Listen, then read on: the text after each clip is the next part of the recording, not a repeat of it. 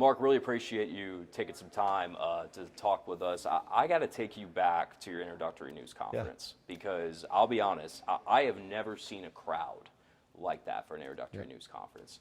You know BBN as well as anybody. When you step off that bus like you did back in '96 and you see that crowd and hear it, what is the first thing that comes to mind? Oh, well, the first thing is like, I'm home.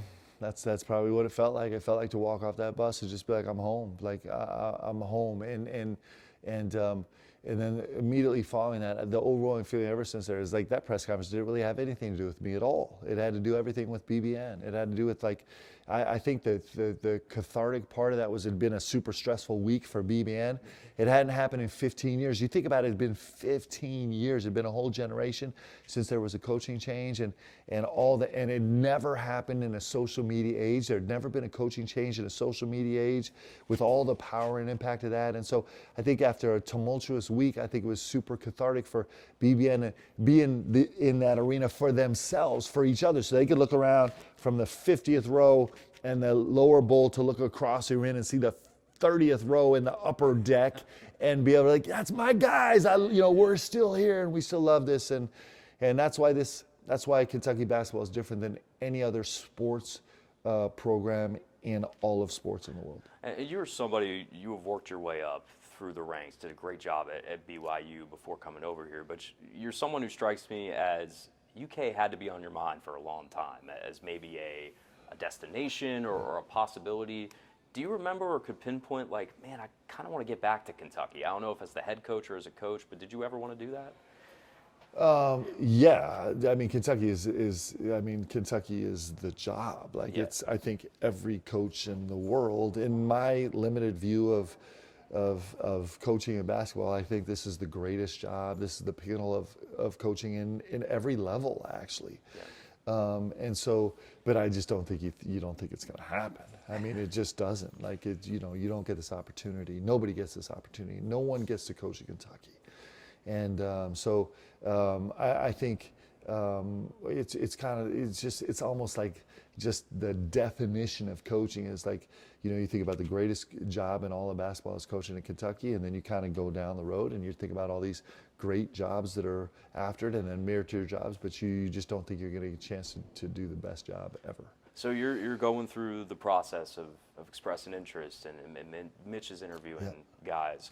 At what point in there did it click for you that said, wow, I think I actually have a real shot at getting my dream? Yeah, so it was really interesting because, I don't know how much time you have. I can tell you the whole story. Go ahead. Saturday morning, I'm in the lounge and I see John Calipari and Tubby Smith, and I went over and fanboyed. I'm like, both those guys have been so generous to me. They're both two of the, Hall of Fame coaches. Yeah. And so I went and talked to them a minute and actually took a picture. It's Saturday morning of the Final Four. Okay. And I think none of us had any suspicion that anything was in the wind. Yeah. And then 24 hours later, everything's in the wind. There's all this upheaval about what might happen or might not happen. And then probably 24 hours after that, there was like, kind of seventh party kind of feelers, but not really legit, anything like that. And then it became, I'm just seeing everything you guys are seeing. And so it seemed like that Scott was going to take the job, and it made a lot of sense. And still kind of wondering if there would be some space. And then really the pivotal moment for me was Wednesday night. Kind of wrote it, it was like, okay, this is great. This is awesome. I'm a fan. I love Scott. He's going to kill it here. It's going to be great. I got to keep, cheering. And then put it to bed. And then Thursday morning woke up to a text where I was like, oh, hey, the winds might be changing. Wow. And then after that, it was a matter of hours. Yeah. And then we're here, and that's how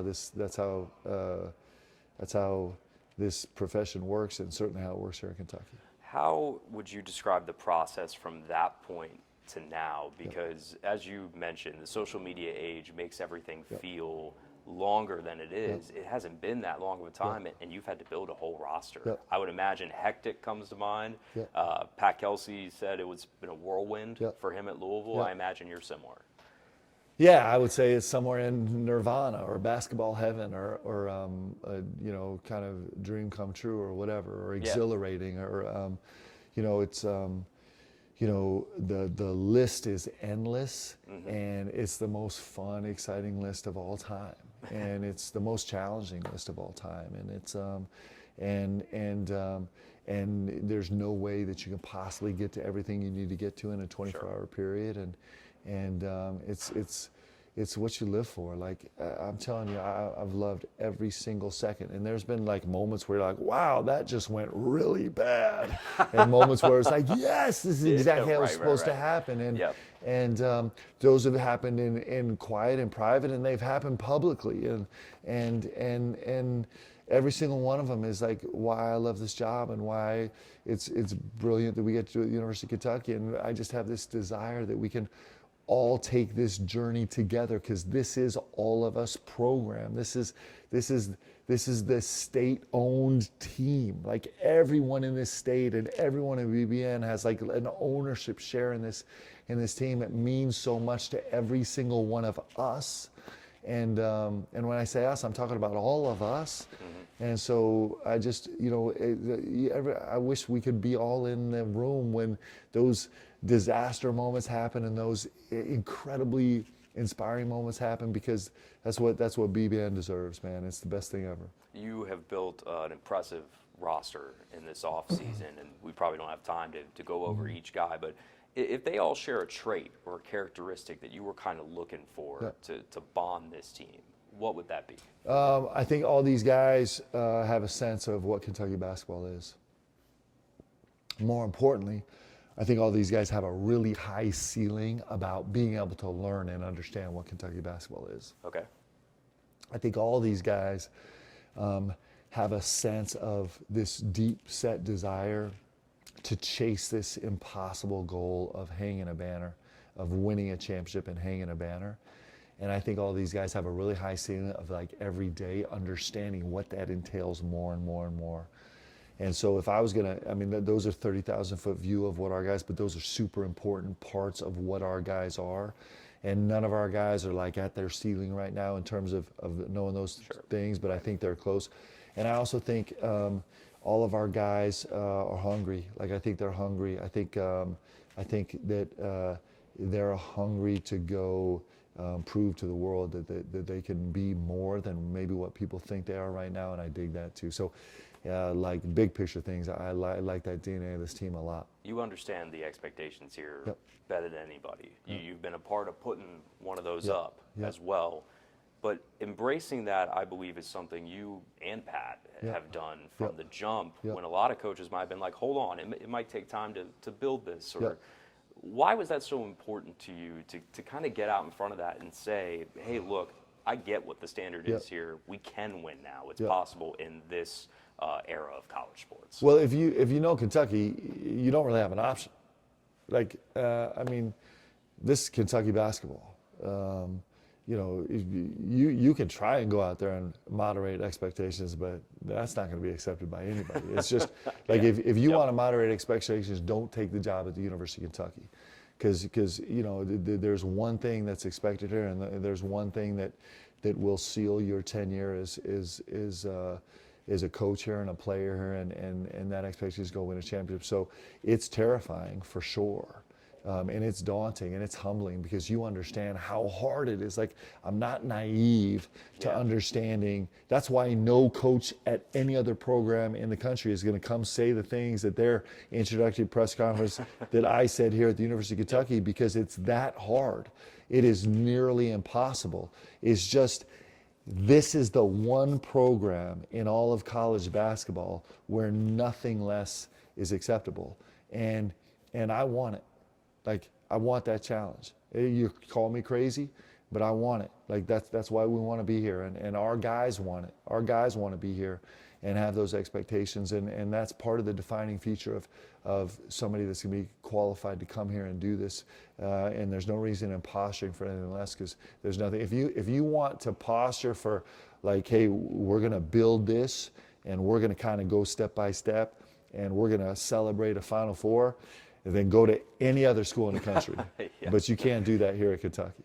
So we have you when you're at the pinnacle of your career. This is the job, a dream job. I want you to take me back to Mark Pope, who was in medical school for a little bit and had to make the decision, okay, I want to give coaching a shot. How much do you think back on that period of your life and think about where you're at now? Because as someone who has seen what medical school does to my fiance and residency, it's a grind, man. You've so seen it. Just making that transition, it had to be a heck of a decision. You know what? It's it is Leanne and I. If you got us in a room together today, we still we think about what were we thinking?